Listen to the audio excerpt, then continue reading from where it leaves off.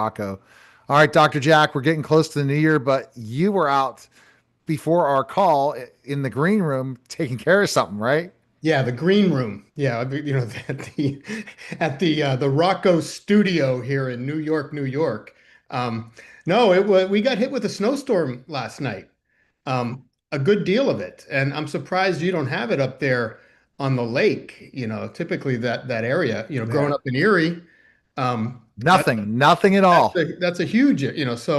But anyways, my first message. So I was out there shoveling snow. And I'm knocking on the door of 60 pretty soon. And I thought this would be a great subject to talk about, because snow shoveling is actually a big source or a precondition sometimes for a heart attack. And the typical story, and it also, the history of heart attacks and men's health is interesting to me. It's a little source of my sarcastic humor, regarding men and where people put them in ranks. But yeah, usually it was always the story that Monday morning, guys out shoveling their snow, that's when they get this crushing chest pain while shoveling snow, trying to get to work, and it'd be a heart attack. And Mhm. Monday morning, probably because the weekend, any number of things, they might have been out drinking, eating differently, not taking their meds, dehydrated, who knows why. But Monday morning, that was always the story. Was a higher risk, higher rate of heart attacks in men shoveling snow. Um, but then about maybe, I don't know, 15 years ago, 10, 15 years ago, probably closer to 15, you may hear, you've heard about this like Go Red Day, like November or February is like National Heart Month, and it comes off, a lot of women will wear red. And the advertising message is that the number one killer of women in this country is heart attacks. And when I first heard that, I'm like, I mean, it's the number one killer of everyone, isn't it? And you look it up, and heart attacks are the number one cause of death in everyone. But at some point, whether it was American Heart Association, someone decided to remarket this as, the number one killer in women, basically excluding men from this cohort. Which, if men had advertised, that heart attacks are the number one killer of men and excluded women from this sample, the whole world would have been in uproar. And Right. my sarcastic humor, I'm like, really? The women have now stolen our month? They've stolen our disease? Like that was the only thing we had to look forward to was dying at 60, by shoveling snow on a Monday morning, clutching your chest. And how the women have taken that from us as well. But, heart attacks are the number one killer of everyone, men and women. And snow shoveling is a big source of it. And I found that out today. It's been years since I've shoveled a driveway, and this is Yeah. and this is relatively light snow. But I'd driven over it one time, so it was packed down where the tire marks were. And I was, struggling with those cheap plastic shovels they make nowadays. And about halfway through, I'm like feeling a little winded, and I'm like, you know what? I don't need to push the envelope in here. I'm going to go take a break, have a glass of water, and come back and finish this. So that's your public service announcement. Be careful with the snow shoveling. Make sure you give yourself plenty of time to do it. When you're out there, stay hydrated, take breaks if you need, or, hire a kid would be ideal, but I don't think that's a thing anymore. We used Or to, get someone who can do yeah, snow blowing. Like absolutely. there Yeah. are some companies out there. Yeah. If I there's thought someone I that was going to hire someone like that, but guess what? We've not had any bad snow yet. So, that surprises me over there being so close to the lake. Yeah. My oh, parents I'm sure do that. we're only 2 minutes from the lake. Yeah. That's Yeah, yeah, typically that's the snow belt zone right there. But exactly. the world Well, is the I'll world take it. the world is I'll backwards. take one win, right? Yeah, exactly. You're not getting the win from Cleveland, that's for sure. No, wouldn't that be sad? But see, Tomlin in Cleveland, he always has a hiccup. He has a good chance to run 10-6, right? He done. Hmm. Easy. It's a guarantee, right? With a guarantee with Tomlin and Shador, and they played pretty well last week. I'm not Yeah. telling, wouldn't that be a shame they go to Cleveland and lose to Cleveland. Yeah. Growing up in Erie, we were pretty much equidistant from Buffalo, Cleveland, and Pittsburgh. We're right in the middle of the triangle. And my cousins, my father, uncles, they were all big Browns fans. And I somehow I think I liked them when I was younger, but then the Dolphins, they were a new team and Right. they were winning. So I kind of jumped on the Dolphins bandwagon. But then lately, I say the Dolphins left me, and being so close to Pittsburgh when I was practicing in Altoona, I jumped on the Steeler bandwagon. I had dinner one time with Ben Roethlisberger, his uncle, and his father. Wow. We won 4 tickets to a sportsman's restaurant, like a sportsman's club that had a restaurant, and we get there. We called another couple, so the four of us went there. We show up and the owner's like, we hope you don't mind, but everybody who's staying at the resort, they all eat together. And we're like, no, that's fine, like family style. And he goes, okay, are you guys Steelers fans? I'm like, yeah. He's like, you're going to be sitting with Ben Roethlisberger, his father, and his uncle. Oh, wow. Yeah, and he was a complete gentleman, just very laid back, very cool. He walks in, no kidding, it's Ben Roethlisberger. But he comes in, he's like, "Hi, I'm Ben." "Oh, hi, Ben. You look familiar. Where do I know you from?" Very casual. We had great conversations. It was nice. Yeah, he definitely matured the older he got, and he Yeah. does a lot of great Don't we things for the all? Steelers. Don't we Yeah, all? Just imagine you give yeah, a 20 something yeah, millions of dollars and then you put him out there in the public where he's, around alcohol and women and other evils of the world and he's going to have an event or two. I don't hold that against him. Those things either grow you or kill you, and fortunately he grew through them. exactly. All right. Okay, so you had a pretty good topic today you wanted to talk about. Yeah, it's the end of the year, and like most places, they usually do that year in review of our show of our year, reevaluate the past year. And I think it's been huge. I mean, I think we spent what about the last 6 months or so when we started the podcast. Yeah, I think it was around June or so, yeah, May that I totally. started Yeah, started going to the clinic more full time. Um, and I said, looking back over 6 months, we've made a lot of progress, made a lot of contacts, a lot of growth. Our show, The Ultimate Men's Movement. We've had some fantastic guests, some fantastic topics. A great response. I think our YouTube views and likes is yeah, doing reasonably well. Um, but made a lot of progress. So I wanted to talk about, in general, like end of the year, we are a men's clinic, and these things come up almost on a daily basis with me, both in the clinic and life. Just some of the struggles that men have. What are the struggles? Why do we need a men's clinic? Why do we, you know, once again, we're not trying to be exclusionary, um, right, but we're trying to provide a service that I think, your typical healthcare practice, may not encourage, or may not provide.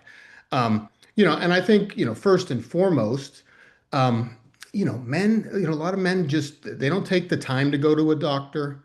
Um, they feel, I got stuff to do. I'm busy, busy, busy, and their health is always on the back burner, you know. right, Um, and we've talked about that topic before as well. But the men's clinic does open up a number of things that are different. I just did a telephone consult yesterday. We had the patient fill out all his paperwork at home, and then he called in, and we did a patient encounter on the phone. And he was a former cop. He said he hit all the big points. Just with right. the first 5 minutes of our conversation. He's an educated guy. He's was very expressive in his situation. I think he said he was like 56, and he said he recently retired from the police department, and he was going through the last couple of years. He was going through an identity crisis, if you will. Right. that retiring, what's my purpose? What do I do? How do I spend my time? And that's where the little demons start creeping into your brain and, depression sets in, and he said he's had, he was on testosterone in the past and something happened to the physician he was dealing with, and they're no longer available. So he's looking for someone new. He heard us on the radio. We've had some slots on the radio. And he said, I just want to get my energy back. And he had his level checked. I think he was 306, he said, his testosterone level. Um, and he's been on it before, so he's educated and asked all the right questions. He doesn't have any other medical issues, but he's noticing his stamina is diminished. He's noticed his mental health. He doesn't have quite he's going through a transition in life. And we talked about that this year with Neil Smith. We talked about transitioning, out of the NHL or out of a career or family situation for divorced guys. So he's got the mental health things.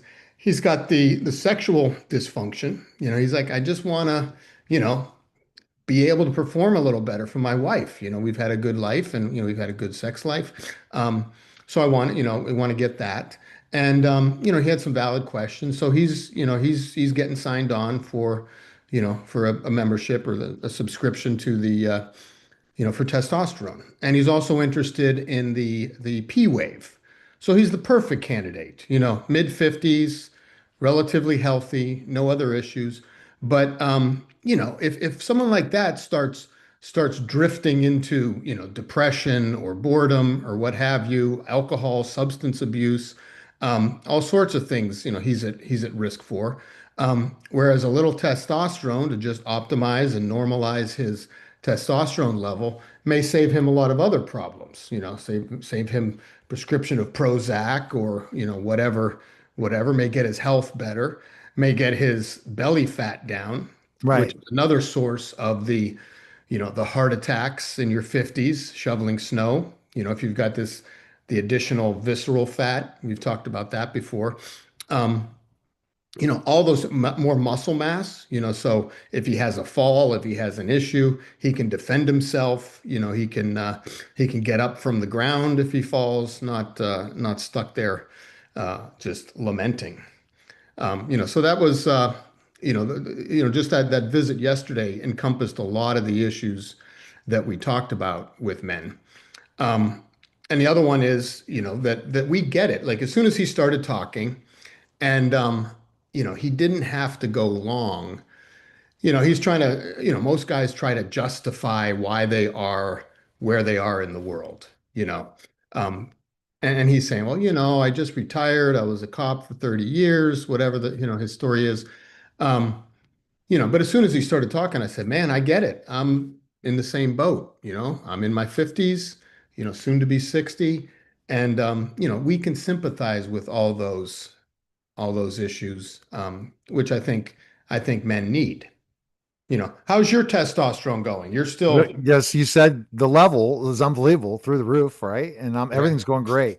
I'm looking at, particularly more exercising in 2026. I've been doing the yoga a little bit, but I want to step that up. I'm going to step up some of the intermittent fasting. I've been doing that a while, and it's working really well again. Hmm. But I also want just to get a little bit rid of more of the belly fat, so I focus on that because I don't know if I need as much size or not as much size. I got a potential phone call to maybe be part of a wrestling event that's not pro wrestling, but acting as a pro wrestler. So I probably want to stay at about this size right now until I see what happens. But then would like to get down to about 270 and ripped. So Hmm. I'm in that Yeah. focus attention and looking at, okay, what do I need to do differently?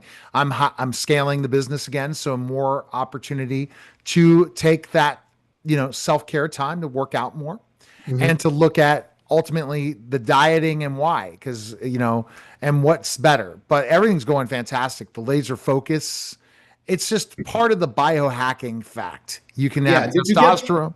Go I ahead. think I sent you an article on fasting or a meme of some. I think I Yeah. sent you some, that supported all those things that we've been saying as far as we didn't evolve over millions of years to eat 3 meals a day. I know. That was the This is the best way to do it. yeah. 16, I'm doing a 16 hour and I'm very strict towards it. Hmm. I'm now dieting better on that, and I lost a couple pounds that then the holidays came. So I know in 2026 I'm not going to be, tempted like this, right? This is the temptation of Temptation Island, right? In Yeah. the end of the year. But Then next year I'll be ready and yeah. focused. But for me, I would have never, in my younger years, or and I had very few nutrition classes, but I went to medical school. You would think I would understand something about human physiology, but nutrition, and dieting is really not something that you cover. And fasting was never something that anyone talked about. Mhm. It just invades our culture. You got to eat 3 meals a day and snacks in between.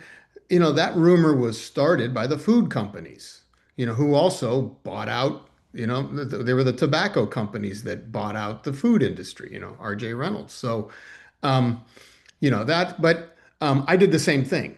I went home to Erie and I did the same thing both um, after Thanksgiving and after Christmas. You go there with my family and it's just, Italians.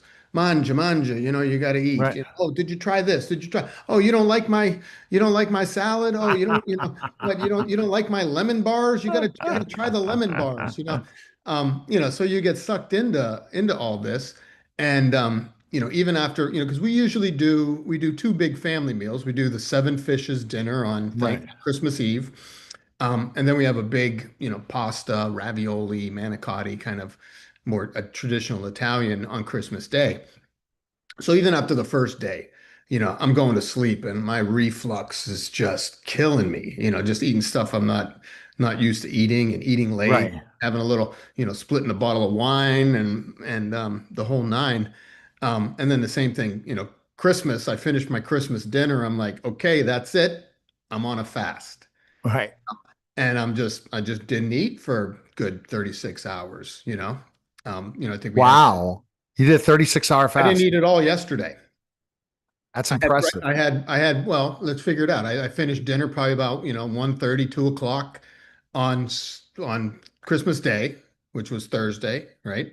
I didn't eat it all yesterday, and I had breakfast this morning. So, like 12 hours more or less on Thursday. I didn't eat on Friday and then till the morning. So, maybe almost 48 hours if I'd Wow. done a couple more, but I had breakfast this morning, and it was fine. My reflux now is, I slept well last night, but, and my weight is stable, so, there's a win right there. It took one day of fasting. I didn't really, once you get used to it, it's not a big deal, but No. I don't consider myself an insulin addict. And it's easier to I'm not. fast on the weekends than it is in the weekdays because you're Mhm. busy, busy, busy. Stressors come, you like, I gotta eat because I just went through the stressful call or certain thing. But during the weekend, you can just kind of just relax, watch TV. There's no stressors. Okay, I'm not hungry. No Yeah. big deal.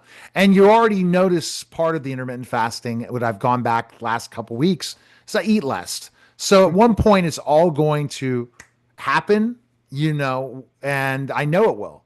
But you got to set goals for yourself. The scale is an important thing still. When you agree, Dr. Jack, still the scale. Yeah, I mean, I think the scale, I mean, you can argue about what is a healthy weight, but your weight, is a good baseline, and, I can usually judge where I start to feel bad, if my weight creeps up.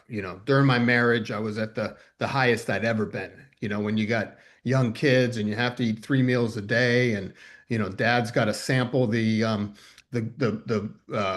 gravy fries or cheese fries that their kids got, that you end up eating, some of your kids' food because they don't finish it, so I way overate during that period of my life. But now I'm back into a normal routine. And I think it's been good. The other issue that I wanted to talk about that I think is very prevalent in men is this concept, and I've had this discussion with a number of people, this idea of, toxic masculinity, that men somehow have this privilege in the world. And I'll agree. You can always say, most CEOs are men. That's a stat that you can prove. But the point is that most men are not CEOs. You know, the vast majority of men um, are, your standard worker bee. They're guys who get up, they're laborers, they're the guys who put the power lines up, that work in the sewers, in the water treatment plants. They're out today. They're out today during the snow, they were plowing, they're collecting trash. 90 to 95% of all those occupations are from men. And my argument that I've had, that I'm all for equal rights with women, you know, but and we got into this conversation with Cheyenne. We talked about, she talked about spousal abuse and those kinds of things. And she even agreed that, a lot of the feminist movement, there's a wing of the feminist movement that is not necessarily pro-female, but anti-male, and it's, I think a lot of guys feel that. But what I say, to my strongly feminist friends and colleagues, is that, yeah, 1%, those CEOs, that population may be in those leadership roles, but the 99 other guys out there are just as subservient to these top people. So, my father, I mean, he worked his whole life. You've worked your whole life. I've worked my whole life. I'm a physician, and which means nothing in the hierarchy. I'm below, how many administrators, how many insurance companies, how many CEOs am I subservient to? I don't get any special treatment because I'm a male. Do you get any special treatment because you're a 6'10" former wrestler? I mean, you're the I definition. mean, I would say there's strange ones, people stealing my identity, meaning that I get a lot of people making up accounts for me because I am a public figure in some sort of aspects, and it's interesting. But no, I mean, I But do get you have to certain pay special. less taxes? Do you No, have to like no, I have the right you get to people I cut your know. line I anywhere? no, I don't get to cut lines, but I do. I am based on having this show. I have parental treatments down the line to help me I that would say, other but, people but don't but what I'm have. saying is, but strictly from being a man, the No, assumption that no, the no. assumption that I'm just saying, like the assumption that It's men definitely not a get the male. No, special treatment that no. women We don't get get. less treatment sometimes. Who Right. knows? Yeah. And I was thinking, I've had people complain about this, they're like, and I've been taking, you remember Rick Yee, right? We had him on Yeah. Warriors Way Mindset. So I joined a group of his, and I've been very pleased with it.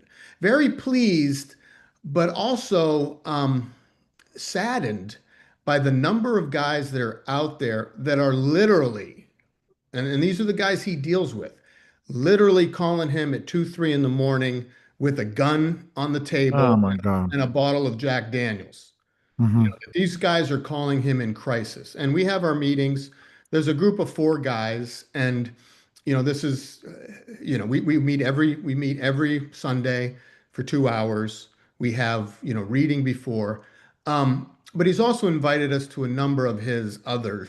So I would encourage, I mean, he doesn't pay sponsor fees or anything for us, but he's got a very nice system that breaks down and has you think of a number of things, in your personality. What are your strong points? What are your weak points? And men share in a lot of these things. And one of the things that a lot of the men will say is that, my wife thinks I go to work all day and then I come home and I haven't done anything because she's home and she's had 13, 22, however many things to do that, in that day. And, it's the sense that, okay, now that you're home, we need to cut the grass, you need to do the dishes, you need to, this like running the household. I have Right. no problems with that, but there's a lot of guys that are still, women that are stay-at-home moms or whatnot. And, men still get this like, well, all you did was go to work, but I was here taking care of the kids and doing all those things. But they're equally stressful. That's got to be a, equal yoking on the roles. Right. But men take men take the hit for, well, you didn't do anything. You just went to work and got your male privilege by doing that. So a lot of these men suffer from that. And, they're the same thing. They're going through divorce, they're going through separations, they're struggling with their kids' relationships. Um, and he does a crisis meeting on Zoom. I think it was on Wednesday nights, and he invited me to join in. There were 50 guys on this call. I mean, that's a Mm. huge number of guys, and he's got quite a following. But it really just puts a exclamation mark on those statements we make about men struggling mentally. I said, when you talk to these guys, for me, it gives me an opportunity to think about, what parts of my life do I have control of that I can work on? And he breaks down your personality or your strengths into, like four walls. You've got a body side, you've got a mind side, you've got a heart side, and you've got a spirit side. And what he finds, a lot of guys, they they suppress their heart side, because no one wants to hear about it. No one really cares about your feelings. Just do the work. No one asks for your opinion. You're here to shovel the snow, shovel the snow. I don't need you to think about it or give me feelings about it. So, and men just, it's not welcomed. If you go home and you tell your spouse or significant other or whoever in your family, they ask you, how are you doing? What's the answer? Oh, I'm fine, fine. Things are great. Um, it's often a lie. Men struggle, just as much as not more. 4 out of 5 suicides in this country are men. Wow. Women will attempt suicide much more frequently, but they're often, the stereotypical cry for help. They'll take some pills that, has a low risk. But, like I said, a lot of the guys that Rick is seeing and that he's very hands-on with his members, with his the colleagues and people that sign into his network. But he's like, I had 3 guys this last weekend, that are, like I said, sitting at that table. And I'm not saying it's always a gun and a bottle of Jack Daniels, but thank God those guys call him. Thank God those guys have that resource to reach out to. And thank God that Yeah. Rick is a guy who, um, I mean, his heart is in it 100%. But when he talked about that, and he says that about me, we'll get into my personal psychology. Um, that he goes, Jack, you suppress your heart side, and I've gotten into the whole, there's Jack and there's Dr. Rocco. And those two people never mix in between. And unfortunately, Dr. Rocco is probably the one who's dominated the vast majority of my adult life. Um, hey, I don't got time to feel about this. I got to get this done. I got to get that done. I got to get this done. I've got 32 things to do and 6 hours to Right. do them in. Um, so men will do that a lot. Men Hmm. tend to have a strong heart side. I'm sorry, a strong mind side and a strong body side. Guys that'll, work on their physique, work on their body, their strength. These are guys going to the gym. And guys who are strong mind side. They'll think their way through a problem, whatever. Um, Guys with a heart side are rare. And I wanted to talk about this because I thought this was, over the weekend, I watched Dave Chappelle's um, Netflix documentary. Right. And I wrote it down. Like, he starts off the show with a quote from his mother. All right. And he starts to show off and he said, my mother always told me growing up, he goes, I wasn't a strong kid. I was shy, I was sensitive, I didn't like to fight. I wasn't really a strong kid, you know. Um, and he said it, he goes, my mother told me this for years. He goes, sometimes you have to be a lion so you can be the lamb you really are. And I think that is true for men. Men are surprisingly much more sensitive than most people will admit to. And I think this plays out even with infants, you know, Yeah. and when having a son and a daughter, studies on infant startle reflexes. You make a clap or a loud noise, the reaction that the boys give, the infant boys, is always much more exaggerated than the females. Not always, but statistically higher, and I saw that with my son. He would do something, he would jump, whereas my daughter would be oblivious to, a bear in our backyard and run right through it, um, and it's like, boys, I think it's how we evolved. If you go into the hunter-gatherer things, like a man's got to be sneaky, got to keep his head on a swivel, has got to be able to discern changes in the environment, for both danger and for survival. So I think that, that men are really a lot more sensitive than you would you would expect, um, but they cover it up. They bury it underneath this external facade of I'm smart or I'm strong. Mhm. The spirit side is also probably weaker in men, Right. but I think they tend to have a spirit side that is principle based. That I'm Right. honest, I'm hardworking.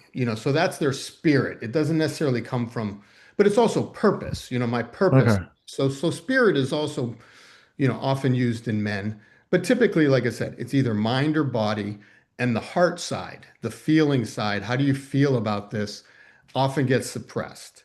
And what Rick says is that, so you work hard. He goes, Jack, you've worked hard your whole life, you've achieved all these things, but have you ever taken time to celebrate those things? Like, not really. I mean, you move on, you got other things to do. Um, and he goes, that's the problem. He goes, you continue to just achieve, achieve, achieve, but you never really, feel what it is that you did. You just go on to the next thing with more effort, with more thinking, with more strategizing.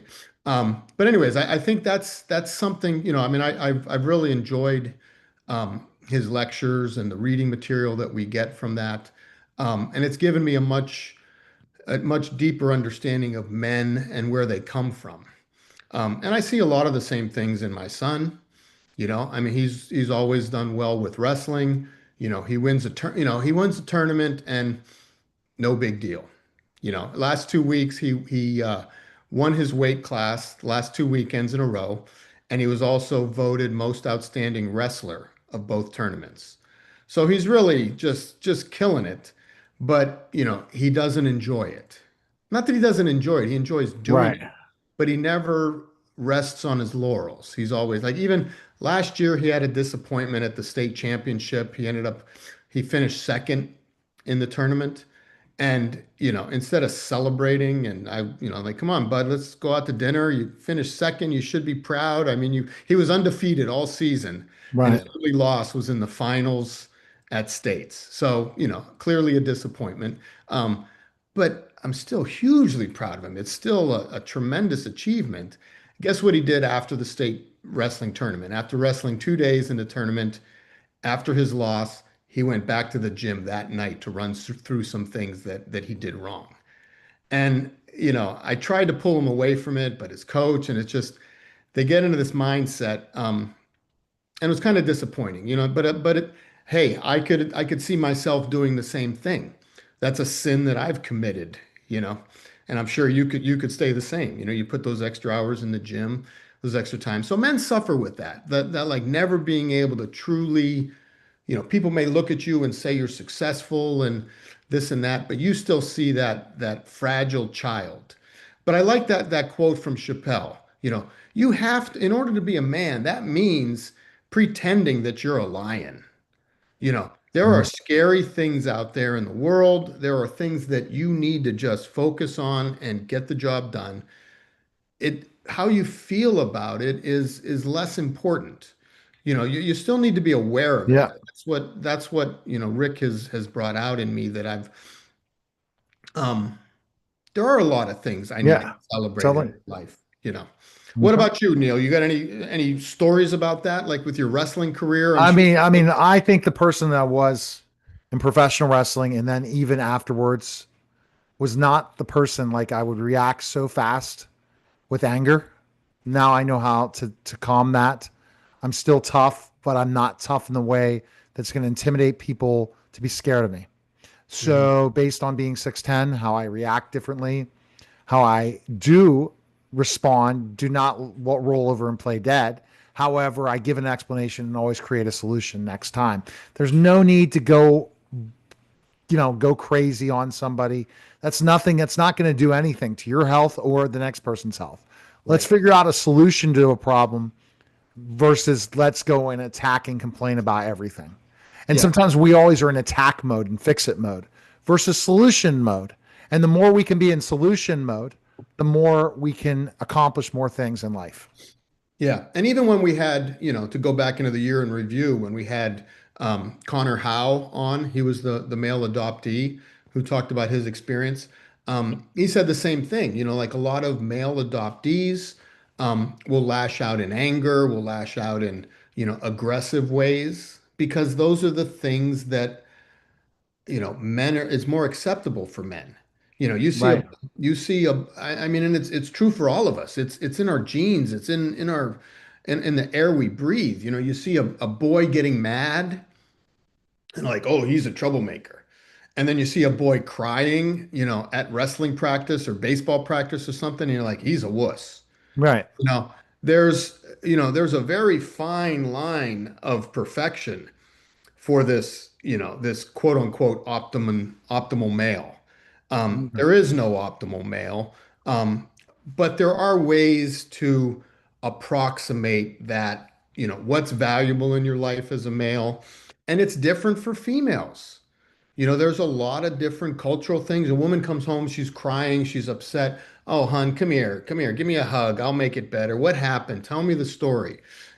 Whereas I'd come home, after doing who knows what, 13 consults, 13 surgeries and Yeah. consults in the ER and complaints from patients and, sad stories and tumors that are diagnosed, like horrible things. And you're like, how was your day? I'm like, yeah, it was fine. Because Routine. because a certain way of how we deal with problems Right. compared to how women deal with problems. And then also some women are different. Everyone's different. That's the big Mhm. point. But You there are can't pinpoint. tendencies, like I said, but there are, you're right. Everyone's different. But like I said, in society, there are things that are acceptable for men, acceptable for female, and unacceptable as well. You know, Agree. and And it depends on what it's area and what environment you're in, man. right, and it's ultimately awareness, it's self-awareness, it's situational awareness, and that's why I think these classes or these courses, these groups are valuable for me for just taking time. It's almost like Absolutely. church. It's It's almost like important. church. It's almost like church for me. Let's just sit down and think about what you did this week that was good, what you did this week that was bad. How can you improve? How can you get rid of your bad behaviors? So. And I do think that men need men, like Rick said, and we need to think Yep. about those things. This is Very great cool. stuff. Great Yeah. stuff today, Dr. Jack. Have a happy new year and go to the ultimatemensclinic.com and schedule a call with Dr. Jack and his team today. Appreciate it, Dr. Jack. Thank you, Thanks Neil. again. Happy New All Year, right. All Merry right. Christmas, and all.